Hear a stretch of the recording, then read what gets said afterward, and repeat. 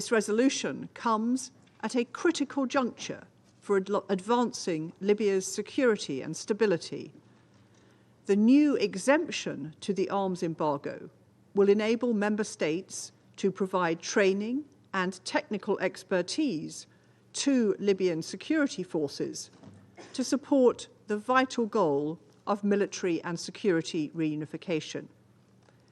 In addition, for the first time, the Libyan Investment Authority will be allowed to reinvest frozen cash reserves to safeguard the assets for the future benefit of the Libyan people. We also welcome the new designation criteria, which will enable us to hold accountable those who exploit crude oil and refined petroleum, a natural resource which should benefit all Libyans. We look forward to working with Council members on proper implementation of these new members. We're also pleased to extend the mandate of the Libyan panel of experts, whose expertise has been essential to making the changes agreed today. The UK continues to strongly support the UN-facilitated, Libyan-led political process and urges all parties to engage fully in order to make much-needed progress and lead the country to elections. I thank you. I thank the representative of United Kingdom for the statement. I now give the floor to the Russian Federation. Mr. President, the Russian Federation abstained during the voting on the draft resolution prepared by the UK, the draft resolution on extending the sanction measures against Libya, and the mandate of the panel of experts of the Sanctions Committee under 1970. The efforts made by the sponsors at the final stage so as to make the document more balanced, those efforts unfortunately proved to be insufficient. The document that was passed does not fully guarantee the fact that the projects implemented by foreign partners in Libya, projects aimed at helping unifying local law enforcement and increasing their professional level, will have the support of the government of the country and the internal players in Libya, or that it will become truly inclusive and transparent. The armed groups have to become part of unified structures under the control of the Libyan state, and at the same time have to get rid of terrorists and bandits. What is being done by external players should not be done for their own interests and impinge on the sovereignty of Libya. Otherwise, the intra-Libyan split and the general security crisis in the country, which has been going on since a gross interference by NATO in 2011, will only worsen.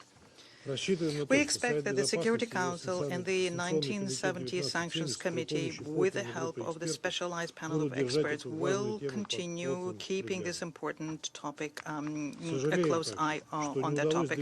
We regret that it was not possible to fully work out the language which would make sure that the military means of supplies into Libya would be kept outside of the Libyan arms embargo. We will continue being guided by the logic according to which those ships and planes which are used exclusively for the supplies of cargo, in particular humanitarian assistance, into Libya or any other country under arms embargo, that those ships and vessels, when they temporarily are in Libya, do not hinder sanctions in any way. Having left their supplies, they immediately leave the beneficiary country and cannot undermine peace and security. Therefore, asking for any kinds of exemptions for them, exemptions from the sanctions regime, doesn't make any sense by definition. In conclusion, we would like to underscore the need to protect the integrity of the frozen Libyan assets for the benefit of the Libyan people, as we have stated in the relevant Security Council documents. These monies are blocked so as not to punish anyone, but rather so as to safeguard them. It is important to make sure that the sanctions decisions by the Council do not impede the Libyan authorities to implement the goals they have so as to move forward the socio-economic development of the country. Furthermore, it's unacceptable when external actors make an attempt to have control of the financial credit architecture of Libya and to reformat it according to their own rules. I thank you. I thank the representative of the Russian Federation. I now give the floor to the representative of United States. The United States would like to express its appreciation to the United Kingdom and other Council members for this resolution to reauthorize the mandate of the UN Libya Panel of Experts, which provides fact-based, independent assessments, analysis, and recommendations bearing on the implementation of UN sanctions on Libya. We welcome the modification of the arms embargo as requested by Libya to promote East-West security integration. Progress towards military integration and the broader reunification of Libyan institutions is key to reaffirming Libyan sovereignty and preventing Libya from becoming enmeshed in regional conflict. Libyan political and security actors from all regions support the principle of enhancing the integrity of Libya's borders and strengthening Libyan counterterrorism capabilities through collaboration with countries that share common interests. We also welcome establishment in this resolution of an exception to the Libya arms embargo for vessels and aircraft to deliver items or to facilitate activities that are not covered by the arms embargo, most importantly, to deliver humanitarian assistance. We are pleased the Council has updated the designation criteria for individuals and entities destabilizing Libya through the illicit exploitation and export of petroleum. Fuel smuggling is leading to the massive transfer of Libyan wealth outside the country. For the welfare of the Libyan people, theft and corruption must be addressed. The United States is committed to the people of Libya and intends to work closely with the Libyan government, fellow council members, and all stakeholders to facilitate peace and prosperity for Libya and the region. Thank you. I thank the representative of the United States for the statement. I now give the floor to the representative of Pakistan. Thank you, Mr. President. Mr. President, Pakistan has voted in favor of the resolution initiated by the United Kingdom. Pakistan enjoys close and fraternal ties with Libya. We support Libya's political stability and reconciliation efforts through dialogue and negotiation. We reiterate our commitment to Libya's sovereignty, independence, territorial integrity, and national unity. Well-defined and comprehensive peace-building and reconciliation strategies will fast-track the transition towards sustainable peace in the country. We firmly believe that the Libyan people's destiny should be in their own hands. The assets freeze measures stipulated in the resolution are not meant to be punitive in nature, and their main objective is to protect the assets for the benefit of the Libyan people at a later date. The frozen assets, which are for the future benefit of the Libyan people, should be allowed to be reinvested to preserve their value and prevent their depletion. We are therefore happy that the recommendations of the panel of experts pertaining to the investment of Libyan frozen assets have been endorsed in the adopted resolution. We are also satisfied that the suggestion supported by my delegation to copy all correspondence related to frozen assets to the Libyan mission has also been incorporated. Keeping the Libyan mission in the information loop would enhance transparency.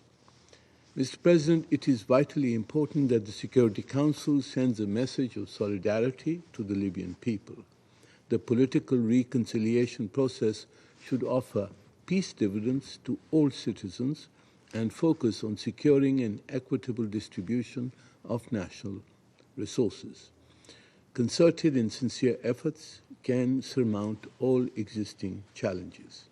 Pakistan believes that lasting peace and stability in Libya can be achieved by holding free, fair, and transparent presidential and parliamentary elections as a priority. Pakistan will continue to support Libya, and the Libyan people will find in us a steadfast partner in their march towards prosperity and development. Thank you, Mr. President. I thank the representative of Pakistan for the statement. I now give the floor to the representative of the Republic of Korea. Thank you, Mr. President. Republic of Korea extends its appreciation to the UK for its tireless efforts to reach consensus on this important resolution, updating the Security Council's sanctions measures on Libya and renewing the mandate of panel of the experts. Today, Libya is facing multi-dimensional challenges caused by the stalled political process, fragile security situation, and growing influence of the armed groups. Republic of Korea voted in favor of this resolution to support the Libyan people's endeavor to overcome the current challenges and pave the way toward the political process, building upon recent positive developments. In this regard, I'd like to highlight the following points.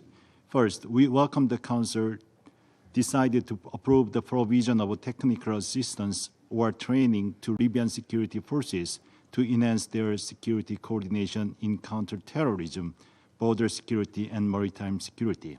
We expect this decision to also promote the unification of the country's security and military institutions.